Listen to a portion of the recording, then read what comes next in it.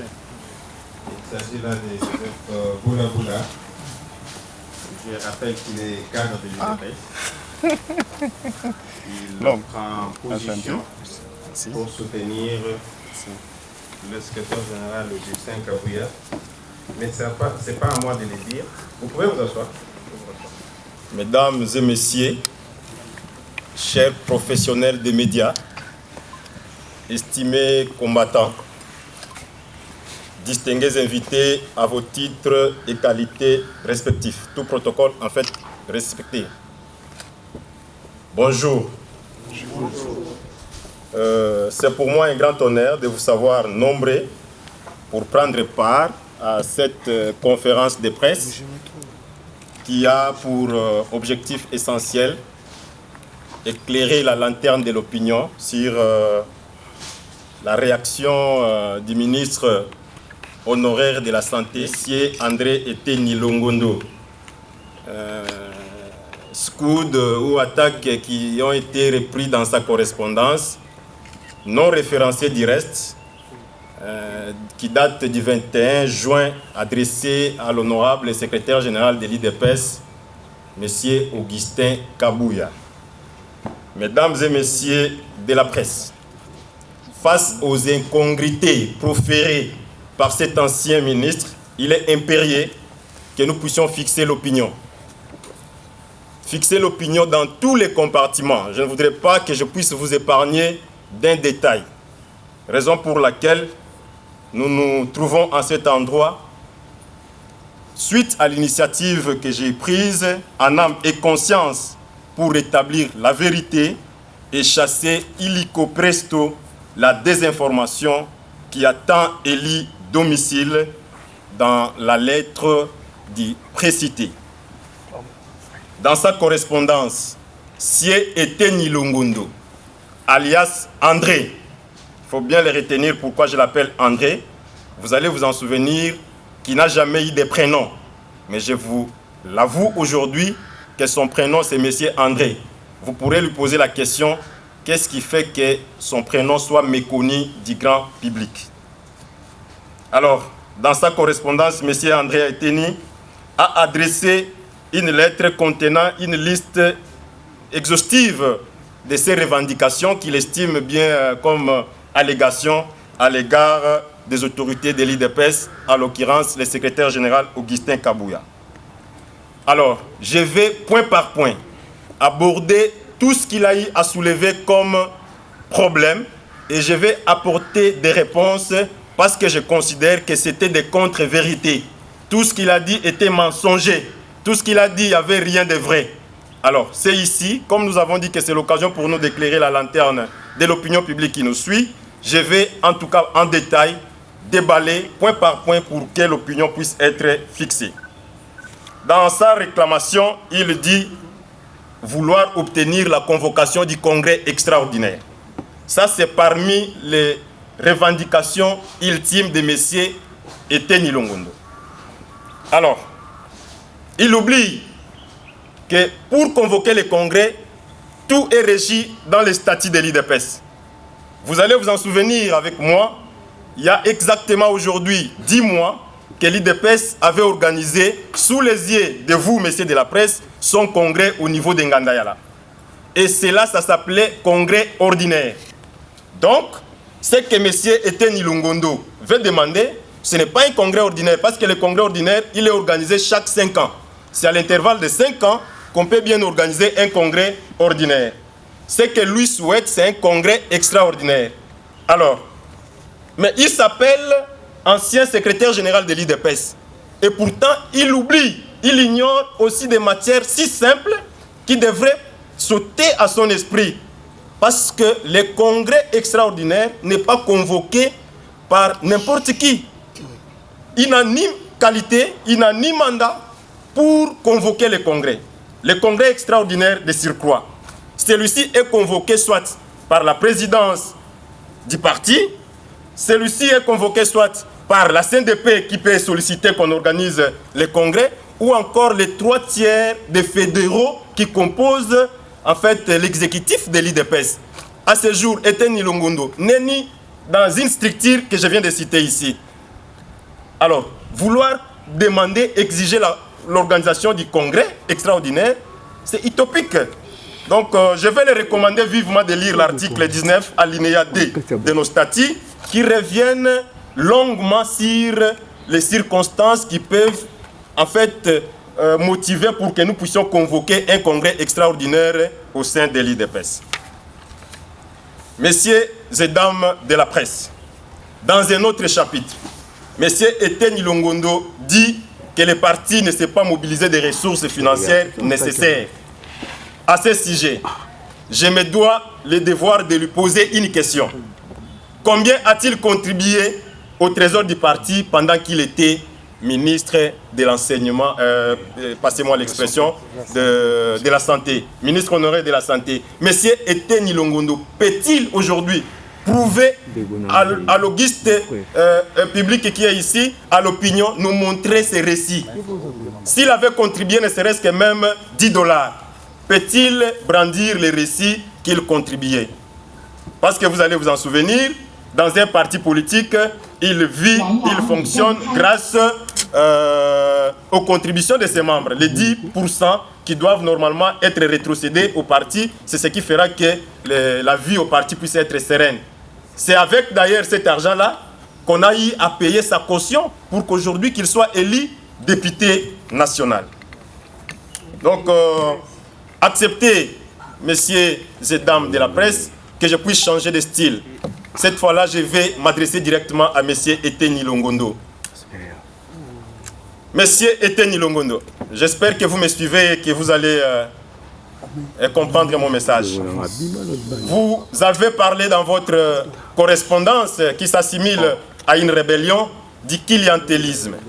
Mais je voudrais, moi, me retourner à vous. Pouvez-vous nous dire, si vous étiez aujourd'hui nommé ministre, alliez-vous parler du clientélisme? Admettons que vous puissiez aujourd'hui figurer dans le gouvernement insoumis-noir. Alliez-vous parler aujourd'hui qu'il y a du clientélisme? Quand vous étiez au gouvernement, qui étaient les membres de votre cabinet? Pouvez-vous avoir ne serait-ce qu'une minute de courage pour éclairer l'opinion que dans votre cabinet, vous étiez impartial? Non. Je pense que la réponse, c'est celle-là. Aujourd'hui, venir brandir votre frustration en public parce que vous n'avez pas été nommé au gouvernement souminois, c'est de la mauvaise foi tout simplement. Comment voulez-vous, dans un gouvernement de souminois, nous avons plus de 4 ministres de l'Équateur. Je peux bien vous citer et vous en connaissez. Je ne peux pas citer Jean-Pierre Bemba que vous connaissez. Je ne peux pas citer le ministre de Mboyo, je ne peux pas les citer. Je ne peux pas citer Jean-Lissier Boussa. Ils sont nombreux. Alors, vous pensez que cette façon de faire, créer seulement un climat malsain, remettre en pâtir tous les efforts que nous avons consentis pendant de nombreuses années pour s'attaquer à l'IDPS, à Augustin Kabouya, parce que vous n'avez pas été... Moi, je pense que c'est de la mauvaise foi, simplement. Il joue le jeu de l'ennemi, il joue le jeu des détracteurs. Derrière les actions d'Etienne Longondo se cache une forêt. Et nous devons être vigilants, nous devons dénoncer ce complot macabre qui est en train d'être orchestré en vue de distraire l'opinion. Au lieu que nous soyons là en train de soutenir les 6 engagements du chef de l'État, tels que promis lors de sa campagne, Etienne Longondo va détourner l'attention de toute l'opinion afin que nous puissions enfin ne pas réaliser ce dont nous nous sommes affinés comme objectif. Alors, je les recommande vivement de lire l'article 30 des statuts où lui parle encore de la convocation de la réunion de la CNDP. Là aussi, il y a à boire et à manger. En réalité, je me pose la question si, effectivement, M. Etienne a ne serait-ce qu'une minute pour lire les statuts de l'IDPS. Il peut aussi bien lire, mais je me demande s'il les comprend. Parce que la convention démocratique du parti au sein de l'IDPS est régie. Ceux qui composent la convention démocratique sont bien connus. Nous avons les députés, nous avons les mandataires, nous avons les ministres. Aujourd'hui, à quelques mois après les élections, vous venez demander qu'il ne s'est jamais tenu. En fait, la réunion du congrès démocratique du parti, c'est être encore de mauvaise foi, une fois de plus, c'est une contre-vérité. Parce que jusqu'aujourd'hui, le processus d'installation des animateurs des institutions, ça continue. J'espère que vous pouvez être bien d'accord avec moi. Au niveau du Sénat, on est en train de s'apprêter à organiser les élections. Mais si on avait convoqué hier la réunion du congrès de la Convention démocratique du parti, allions-nous avoir les représentants de l'IDPS du Sénat pour siéger dans cette réunion? Si vous êtes mieux informés que moi, vous allez vous rappeler qu'il n'y a pas plus tard qu'hier, les gouverneurs sont en train d'être notifiés. Or, dans la Convention démocratique, ce sont ces gouverneurs-là, de chaque province appartenant à l'IDPS, qui doivent faire partie et siéger pour délibérer les matières sensibles du parti. Alors, demandez à Eteni, lorsqu'il dit, pour tromper l'opinion, les faibles esprits, en disant qu'on n'a pas convoqué la Convention démocratique, est-ce qu'il est sérieux? Est-ce qu'il peut se regarder en face, se dire qu'il est sérieux? Il ne faudra pas qu'on puisse distraire l'opinion en a marre. Donc, je les recommande de lire l'article 30 de nos statuts, il pourra en tirer toutes les conséquences. Autre chose, messieurs et dames de la presse, monsieur André Eteni Longondo, dans sa correspondance, il dit qu'il ne reconnaît pas que l'IDPS a obtenu la majorité à l'Assemblée nationale. Mais c'est rigolo ça. Qui oublie que la loi électorale a été élaborée de la sorte qu'aucun parti politique en République démocratique du Congo ne puisse atteindre à lui seul la majorité à l'Assemblée nationale. Ça, c'est connu de tous. Il peut bien se référer à la CENI, qu'il lise, il peut chercher les juristes pour qu'on interprète en sa faveur la loi électorale. Aujourd'hui, aucun parti politique ne peut se taper la poitrine à lui et lui seul obtenir la majorité au niveau de l'Assemblée nationale. Moi, je pense qu'il doit se repentir de tromper l'opinion de cette manière-là. Ce n'est pas une très bonne chose. Si nous devons avoir des cadres, des républicains, qui de quoi auraient même assumé des fonctions au sein du gouvernement, venir tromper, dire l'IDPS n'a pas atteint et n'a pas obtenu la majorité, c'est mensonger. Qui ne connaît pas qu'aujourd'hui, l'IDPS c'est la première force politique du pays? Grâce aux efforts d'Augustin Kabouya qu'il veut aujourd'hui redouter, Augustin Kabouya a ramené au sein du parti, auprès du chef de l'État, son Excellence Félix Antoine Tshisekedi Tshilombo, plus de 150 députés nationaux. Aujourd'hui, l'IDPS a des assemblées nationales pleines de membres de l'IDPS. Au Sénat, nous avons plus de 40 sénateurs. Ce sont des efforts qu'on doit oublier parce que Eteni Longondo soit-il frustré de surcroît, qui veut obtenir un ministère, nous devons oublier ça. Je pense qu'on doit être honnête si l'on veut bien changer le système de gestion dans ces pays. Et ce n'est pas avec des gens comme Eteni Longondo que cela peut arriver. Je serai sans gants aujourd'hui pour M. Eteni Longondo. Et je veux que ces messages lui parviennent. Parce que nous en avons marre. Il dit, M. Eteni Longondo, dans son... Je ne sais pas appeler ça... vous allez me passer l'expression. Dans sa fougue. Il s'attaque, il est contre les matinées politiques. Et pourtant, matinées politiques instituées par fait docteur Etienne Tshisekedi pour permettre l'échange entre la hiérarchie du parti et la base. Mais c'est Eteni Longondo, lui, il est contre cette pratique des matinées politiques. Mais il se contredit, hélas. Il se contredit également. Pas plus tard qu'hier, lui-même a programmé une matinée, une activité en Djili Sainte-Thérèse. Mais comment les Congolais peuvent accepter des histoires comme ça? C'est impossible, ça ne passe pas. Eteni Longondo est contre les matinées politiques, mais il projette une activité en Djili Sainte-Thérèse qui s'apparente également à la matinée politique. Mais sa lettre est vide. Que devons-nous finalement retenir de la correspondance d'Eteni Longondo? Parce que je suis en train de vous démontrer sur toutes les lignes, noir sur blanc, que cette lettre a été cousue sur fond des mensonges, des contre-vérités, seulement pour ternir l'image d'Augustin Kabouya. Messieurs et dames de la presse, Monsieur Eteni Longondo ne fait que tomber à côté de la plaque. Je vais aborder un autre sujet lorsqu'il parle des audiences. Il dit, M. Kabouya, dans ses revendications, ne reçoit pas de combattants. Ça, c'est encore utopique. Néanmoins qu'il ait un problème particulier avec celui-ci. Sinon, le général Augustin Kabouya dispose de son temps pour recevoir qui que ce soit. À sa résidence privée, il reçoit des gens. À la permanence, matin, midi, soir, il reçoit des gens. Dans son bureau privé, c'est le même travail qu'il fait. Je pense qu'à ce sujet, toute personne éprise de bonne foi peut bien le témoigner. Je ne vois pas un seul instant là où Augustin Kabouya se prive cette possibilité de recevoir les combattants. Donc c'est encore un mensonge et qu'il faille dénoncer. Qu'il faille être dénoncé, je voulais dire. Concernant l'orthodoxie de gestion. Bon, ça, je veux vraiment poser la question à la presse. Pouvez-vous croire que M. Etienne Longondo peut nous donner ne serait-ce qu'une leçon en ce qui concerne la gestion orthodoxe de la chose publique? Qui n'a pas connu le scandale de Covid-19? De reste mémoire, ça fait couler encre et salive. M. Etienne Longondo a détourné dans ce pays aux yeux de tout le monde, pas la nuit, la journée, s'il vous plaît. Mais ça fait révolter ça. Quelqu'un comme ça, qui détourne l'argent, pas seulement de Covid-19, il a même détourné l'argent qu'on lui avait donné pour l'organisation des obsèques d'Étienne Tshisekedi. Est-ce que vous pouvez vous imaginer?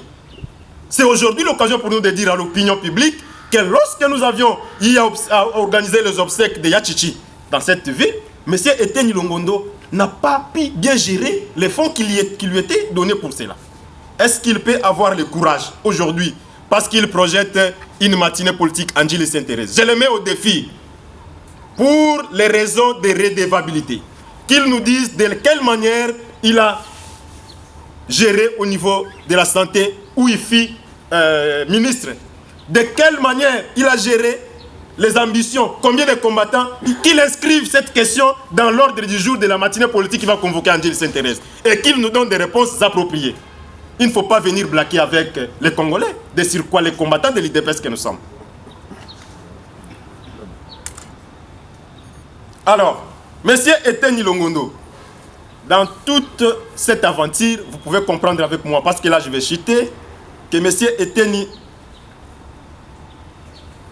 a eu à commettre des bavures.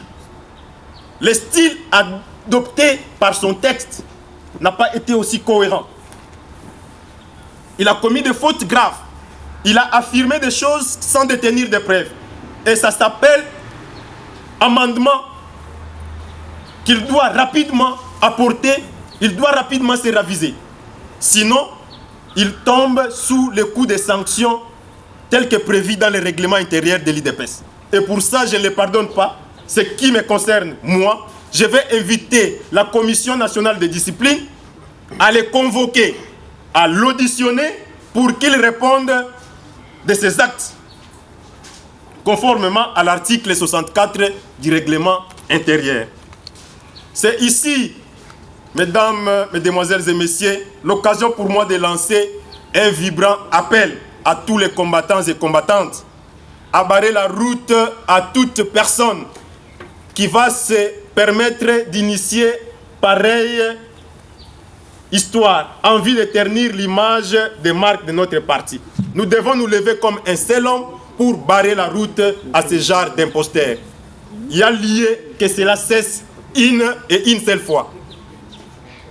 Je crois que ce message a été suffisamment bien parlé. Je me remets à votre disposition pour des éventuelles questions et réponses. Je vous remercie. J'ai une petite question, peut-être deux. Comment vous considérez désormais M. Etienne Longondo? Vous nous avez habitués depuis un certain temps avec le concept auto-exclusion. Est-ce que vous le considérez aujourd'hui comme auto-exclu? Vous semblez être touché par sa correspondance.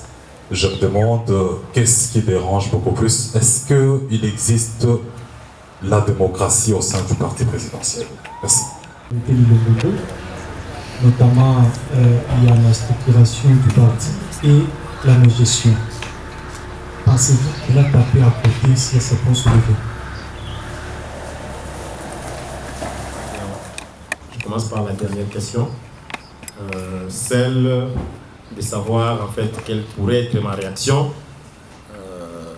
au sujet de la réaction de son Excellence M. Boussa. Mais qui n'a pas entendu les propos de M. Boussa lorsqu'il s'exprimait à l'INEKIN lors d'une conférence organisée là-bas? Il l'a dit, noir sur blanc, tout haut, ce qu'il pensait tout bas. Qu'est-ce qu'il a dit? Voulez-vous que je répète ce qu'il a dit, ses propos? Ça n'engage que lui. Il a dit, en RDC, on n'a pas un leadership visionnaire, stratège. On manque ça. Et du coup, le pays est dans l'inefficacité. Qui représente la RDC? N'est-ce pas Félix Tshisekedi? Quand vous dites qu'en RDC, on n'a pas un leadership managérial, un leadership visionnaire, n'est-ce pas vrai que vous remettez en cause l'existence de cette personne même qui vous aurait nommé au sein de son gouvernement à plusieurs reprises? Je pense que les conséquences devront être néfastes et directes. Il doit s'assumer. S'il ne reconnaît pas que Tshisekedi c'est son leader, il n'a qu'à démissionner. Et ça, nous ne pouvons pas l'exiger. Ça devrait se suivre automatiquement. Donc, s'il existe quelques petitesses dans sa tête à ne pas démissionner, nous allons nous lever pour laver l'image de marque de notre chef, lui pousser à la démission, de force ou de gré. Donc ça c'est ça ma réaction. Ce n'est pas admissible qu'un haut dignitaire aussi du pays puisse descendre si bas jusqu'à jeter de l'opprobre auprès du chef de l'État. Et moi, je ne peux pas applaudir même une minute quant à des situations pareilles. Mais vous allez constater, malheureusement ensemble avec moi, que dans sa correspondance adressée à la hiérarchie de l'IDPS, Messier a omis volontairement de mentionner son adresse physique. Donc cette correspondance telle que rédigée par moi, je ne sais pas où est-ce que je dois trouver M. Eteni André Lungondo pour le lui déposer. Je me pose la question, est-ce que c'était par peur de la clameur publique? Il savait que l'opinion publique qui allait découvrir ces manœuvres dilatoires pouvait déverser sa colère sur lui. C'est ce qui aurait fait qu'il cache son adresse. Parce que, admettez aujourd'hui, si M. Augustin Kabouya veut lui répondre à sa lettre, il irait lui déposer ça où? Pour acquiser réception. Raison pour laquelle j'annonce solennellement que dès ce lundi, je vais saisir les huissiers de justice afin que cette correspondance puisse être déposée auprès de M. André Eteni Lungondo pour qu'il en prenne connaissance. Merci beaucoup.